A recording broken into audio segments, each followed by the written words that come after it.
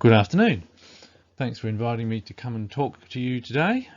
My name's Daniel Lee, for those of you that don't know me. This is my fourth ANZARME presentation, and today I'll be talking about geographical boundaries of music communities from a pedagogical perspective. This paper was developed from a parallel study to my current PhD project, which is examining the pedagogical practices and curriculum content of guitar programs in contemporary popular music courses in Australian tertiary institutions with regard to their role in developing or maintaining the Australian voice in the global guitar communities. I'm employing inductive analysis techniques, and in this process have unveiled some unforeseen topics which I think are worthy of research. This paper is a result of that process. These two research questions are not my PhD research questions. These are other research questions that arose during the inductive process. So I wish to address those today. From the broadest perspective, my study can be described as an ethnography, as I'm examining the practices of communities surrounding CPM education. However, it can perhaps be better described as a phenomeноgraphically oriented, multi-sited, distance online comparative ethnography. It's phenomenographic as it is examining the experiences and perceptions of participants in the communities under examination. It's multi-sited as the courses in question, so I'm examining specifically Australian Qualifications Framework Level 7, so bachelor degree level courses, in contemporary or popular music, where a student can major in performance with the guitar as their primary instrument. So I've discovered there are 25 courses that fit this criteria, and they're delivered across 28 different sites located around Australia. It's a distance ethnography, as I've not visited all 28 sites, as would be the norm in an ethnographic study. So I'm employing techniques of distance ethnography developed during World War II by ethnographers studying the cultures of Asia and Eastern Europe. It is an online ethnography, as I've conducted my data collection primarily through the use of 21st century communications technologies, and it is comparative as I'm comparing each course against each other and my different data sources against each other. Data were collected first by an online survey and then by collecting unit descriptors of every core unit of every course, plus any other units or electives relating to performance or the guitar, or any other topics that might have addressed the research questions. After initial analysis of those two data sets, I then interviewed 32 participants. And any of you that are good at maths will notice that a few of my participants identified as both alumni and educators. My participant cohort included affiliates from every CPM course in Australia. The data corpus was then analysed using the protocols and procedures of inductive thematic analysis as informed by Brown and Clark, Sarantakos and Bryman. The study is informed by the work of other researchers, including Delange, who set the groundwork for research on ethnoaesthetics. She claimed any aesthetics could not properly be understood without the perspective of the culture from which it originated. Robertson coined the term glocalization in 1995 when he observed a false mythology surrounding globalization. In the sports industry, he noticed local subcultural trends within larger global idioms. Bajol and Smith's recent work on surf music scenes in Florida also notes a coexistence of the local and global. Dorr observed the guitar as a phenomenon sits in a global environ with some global traits and numerous localized performance practices. Now, Avdeep's work was really interesting because what she found was she observed consumers of music, I hate to use that term, consumers of music. Consumers of music in the 21st century have begun categorizing their music in new and curious ways that confound the previous genre borders which were instilled and defined by recording and sales companies. You used to walk into a record store and there would be your blues and your country western, and your rock would be divided up into its subcategories, or your classical music would be on a shelf all bunched together. And what she's observed is that people nowadays are downloading their music and storing it on their devices or creating playlists about how the music makes them feel or what the purpose of the music is. So they might have, this is their happy music, this is their sad music, this is the music they have on in the background when they're studying or when they're doing chores or when they're jogging. And so this new categorization, which she described as a folksonomy, within this categorization, geographical origins of the music have little significance. Many non-Western countries have observed the effect that Westernisation, and in particular access to Western popular music via 21st century telecommunications, is having on the preservation of their own traditional cultural musics. In many cases, these examples are from Thailand, Ghana and Malaysia. Music education is being employed to combat unwanted Westernisation in order to preserve the local cultural heritage. So on to my findings. So I thought if online communications is an issue, perhaps I should look at how this is being engaged with by music education institutions, beginning with in terms of delivery modes. So I found one course, the course at the University of New England, is available only in an online mode. There's no face-to-face delivery there. So their catchment area is mostly around the University of New England in Armidale. So about half of their students, I was told by my interviewee, are from that area, but they have a catchment area which includes all of Australia. There's one other course that's available fully online at the Central Queensland University. However, it's also available face-to-face or in a blended format. And at the time of my data collection, which was semester 1, 2018, there were no guitar students that were enrolled in the online mode. I found there were 5 courses which had some units which were mostly electives that were available in online delivery mode. However, the majority of CPM performance courses are only available in fully face-to-face delivery mode. 2 of my interviewees, one from Southern Cross University and one from Avondale College, which is the Seventh-day Adventist College in Newcastle, they both said that they had experimented in the previous years, with online delivery of performance subjects, but have reverted to fully face-to-face for logistical reasons.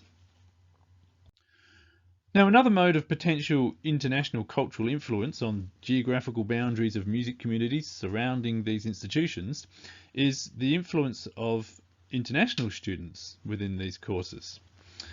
Now, in my data, I found only 6 courses had international students enrolled, either at the time of data collection or even in recent years. In most cases, the perceptions of the Australian students were that the international students didn't interact particularly well. And there was one example where the international students' sense of feel or groove was described as funny, and this kept them isolated for the duration of the course. Other students were not really keen to engage in ensemble performances with him. However, in contrast, I found educators were keen to engage with the international students. They would encourage them to explore their own cultural heritage and bring their musics into the course and collaborate with the other students with that music. So I was also interested to find out the level of engagement within Australian CPM courses with world music and what influence this might be having on the performance styles of the graduates. I found only one course had a dedicated world music unit which included performance expectations as part of the assessment criteria as a compulsory core unit. There were other courses which had music and culture types of units, but not explicitly world music, or they weren't performance-based units. There were 7 courses which had electives where students could study world music as a performance subject, and the remaining 17 courses did not have world music units with performance assessment tasks. What I did find was, with the courses that did have a deliberate intensive engagement with world music, the students expressed perceptions that this had influenced their performance styles. And understandably, courses where the world music content was more tokenistic, this was generally not the case. So using inductive thematic analysis, I generated 5 themes throughout my study. The first theme generated was that of be yourself. Students are encouraged to find and develop their own voice as performing artists. Now, this is historically grounded in a push from the late 60s, early 70s. There were governmental agencies encouraging an Australian voice across the arts, particularly in the film industry and the theatre industry, but across all the arts really, music and poetry, literature. The pushback, however, from the artists, and in particular rock and roll musicians, was not so much to be Australian as be yourself. Now, this was perhaps best exemplified by the band Skyhooks, with their outlandish stage costumes and makeup, which really challenged the previous machoistic Aussie ochre attitude of the genre up to that point. So this attitude seems to have survived. It was felt by the educators that in the 21st century, musicians need an aesthetic edge that makes them stand out in the global online market. The second theme, the jazz virus. So this term was coined by Michael Hanan during his publication in the year 2000 when he examined CPM education in Australia. He found that most CPM educators were jazz trained, and he found that this was causing a sort of jazz indoctrination among the CPM courses, and therefore an Americanization of the Australian sound. And my data has shown that the jazz virus is currently alive and well within CPM education in Australia. I also observed that among the 25 courses examined, there were no two courses that were really alike. A vast array of pedagogical practices and curriculum content was being employed. Some of the courses employed a conservatoire model with concessions to popular music aesthetics, while others employed approaches similar to Lucy Green's. Now, I must point out that the course at Southern Cross University and Griffith University, which do employ those sort of approaches, designed their curriculum before Lucy Green's publication. So they had independent research which came up with similar concepts. Some of the courses include set repertoire. Some allowed various levels and modes of student autonomy, and I found two of the courses exclusively focused on the students' own compositions. Overlapping a bit with that theme was the concept of not really categorising what contemporary popular music is at all. In this sort of a anything goes attitude, which is allowed in a number of courses, it's regarding the students' performance repertoire and aesthetic interpretation. What I found was that no effort was being made in those cases to engage with cultural heritage or cultural capital, and the possible outcomes of that approach may be a disconnect with the local and an osmosis into the global. And of course, globalisation was a big issue in the data. Educators were keen to ensure that students are prepared for a 21st century music marketplace, which is firmly positioned in online spaces and therefore accessible globally. So onto the discussion. Some commentators have discussed the notion of a global monoculture developing as a result of globalisation. However, the literature and my data don't suggest that there's any real threat of that occurring any time in the foreseeable future, simply because local influences are still very strong. However, paradoxically, there is evidence in my data that the CPM courses are possibly feeding into a potential monoculture. Educators are, in general, encouraging students to use all the available resources to fully explore their aesthetic interests, regardless of geographical or historical foundations. And one participant felt that the Australian industry would have to allow itself to be absorbed into the global monoculture in order to survive, as he perceives the Australian voice is not valued or appreciated globally. So even if there isn't one global musical monoculture, and probably never will be, there is still the question of whether the subcultural groups, which may have geographically initiated identities, are, in the 21st century, geographically bound. The general opinion is that they are not, and in fact never have been. Consider the Liverpool sound. This was instantly adopted by bands all over the world, including Australia and New Zealand. Other examples include the aforementioned surf music, the Seattle grunge sound, which actually has its seminal roots in Brisbane, and need I also point out the global appeal of Latin dance music. Dan's observation was that the internet has allowed global access to geographically identifiable subcultural musical idioms, thereby gifting them greater exposure. My data showed there is a global situation here in Australia. The aforementioned Brisbane sound has its grungier edge. In Melbourne, it's sort of bluesier and rootsier, and in Sydney, it's notably funkier with a level of sophistication that has its roots in the immediate post-World War II era, where musicians were expected to entertain the US servicemen and to also accompany the visiting US artists. To this day, these separations are still observable. So, what is Australia's translocal voice? So, the earliest Australian guitar band, if we can call them that, in the popular music idiom to have international success were the Seekers. Now, their sound was highly influenced by the British popular music of the pre-rock and roll era. They were a Melbourne-based band. One member of the band, however, the rhythm guitarist Keith Potker, was born in Ceylon. Now, I found no mention was made of the Seekers at all in my data. Then along came the Easy Beats. They were the first Australian rock band to have a single reach #1 on an international chart with their song Friday on My Mind in 1966. Now their sound was heavily influenced by the Liverpool sound, and the entire band was made up of immigrants from England, Scotland and the Netherlands. The Easy Beats were only mentioned twice in my data, both times by student participants. The most prominent act in my data, and the most successful Australian rock band if measured by international album sales, is AC/DC. Now it's difficult to overestimate the influence that they've had on Australian contemporary popular music guitar performance practices. Many of my participants made special mention of Malcolm Young's rhythm guitar playing as perhaps the most iconic feature of Australian guitar performance styles. And as I mentioned, they were very prominent in my data. In fact, mentions of AC/DC in my data outnumbered all other acts put together. The second biggest selling Australian guitar band on the international market are INXS. They were mentioned surprisingly little in my data, 3 times in the interviews and 3 times in the surveys, and only once in the documents. And in that case, it was only in the subtitle of a book on the recommended reading list of an elective unit.